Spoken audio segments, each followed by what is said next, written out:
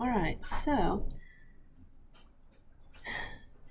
I think this one will have to stay in the bag, and we'll have to taste it again because when I talked about, yes, the last wine, there's smoky campfire, black plums, blackberries, super dry on the palate. I got root beer, leather, nutmeg, and talked about the tannins in a way that was lots of medium on the structure, right? But medium tannins on the roof of my mouth, center of the tongue, and kind of dusty. Which it is understandable that I called a Syrah from those things. Talked a lot about the earthy animal style of it. If I had called this wine correctly, I'd be surprised based on how I called it. Like, I called a Syrah, but there are things about this wine that I kind of tripped up on or went heavy in the Syrah vein for. So clearly it's a Pinot from Santa Rita Hills and 2017. You know, probably whole cluster because there's that extra spicy savory note that I talked about. The tannins were, in the right place, but the fruit character was a little more restrained than like Sonoma and things like that. So Santa Rita didn't really come to me as New World. The fruit, I'm really excited to taste this again because usually Pinots from that area are going to have like a riper, sweeter red cherry plum sweet fruit. And for me, it was a little bit more black and tart. I didn't necessarily talk about black pepper, but that root beer spice took me down a Syrah path. So Santa Rita Hills from 2017. Oops. All right, moving on to the white. So this is a very pale white. There's almost no yellow or any color to it at all. It's very pale. Water white, slight silvery iridescent highlights, no sediment or gas, very bright, no bubbles. Wine is just completely clear, really, and light. Decent legs on it though, so medium tearing, and let's move to the nose. Wine is clean, moderate intensity. White fruit, white citrus, white stone fruit. Just ripe. There is a little bit of herbaceousness to this, a little white flower petal, some slight sandy minerality notes to it. Not getting anything that's going to say oak, and a hint of lemon on this wine.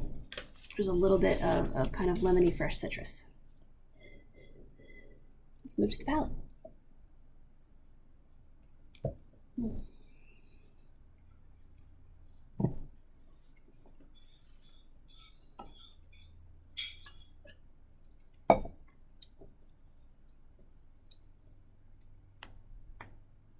So the wine is yellow. So yeah, a little more apricot.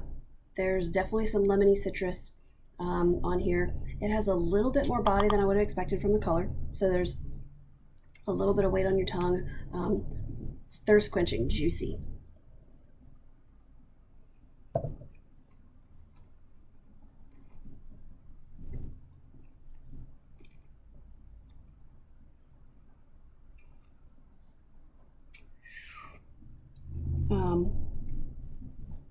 Still, I don't think that we've got oak on here. There's a little bit of that creaminess, so it's possible this has spent some time on the lees, just gaining a little bit of ripe richness, a little bit body. Light flower, a little bit more vegetal on the palate, but just a hint. It's kind of a background note. Structure-wise, I think the acidity sings on this wine. It is medium plus acid. The alcohol, let's do a little bit.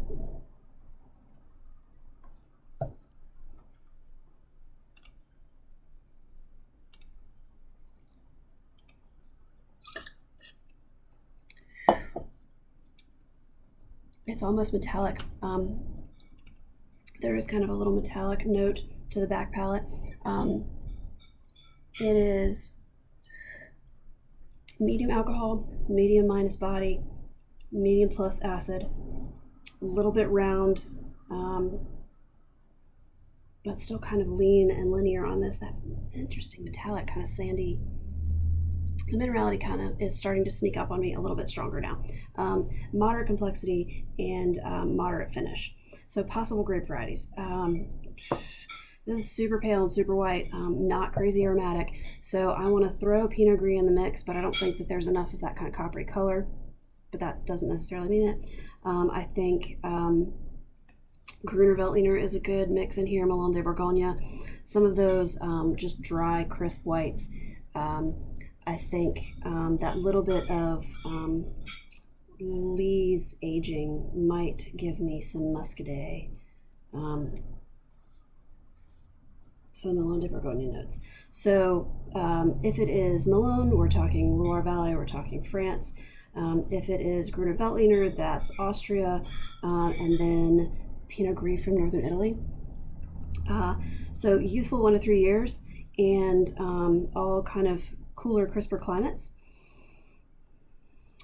and clearly all in the old world. So final conclusion, I think that this is a Melon de Bourgogne from Muscadet Sèvres, Maine, with a little bit of Lee's aging, 2018, Loire Valley, France. So it's the 2018 Melon de Bourgogne from the Muscadet Sèvres, Maine, and the Loire Valley, France. All right, let's go with that. So we all learned something new.